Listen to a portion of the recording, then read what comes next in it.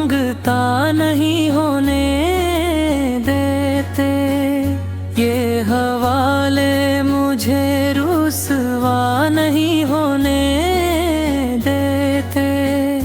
मेरे हर ऐब की करते हैं वो पर्दा पोशी,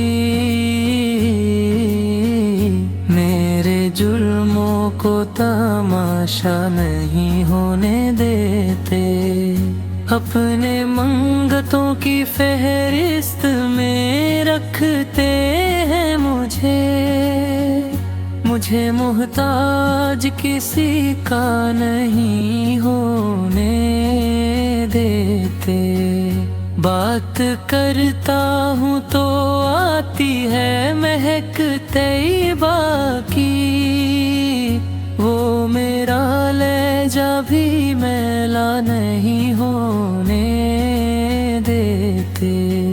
है ये ईमान की आएंगे लहदों मेरी, अपने मंगतों को वो तन्हा नहीं होने देते।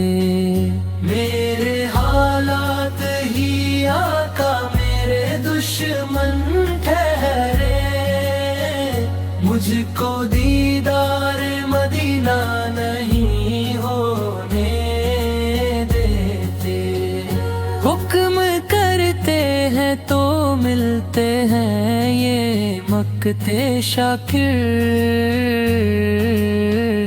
आप ना चाहे तो मतला नहीं होने देते। हाँ।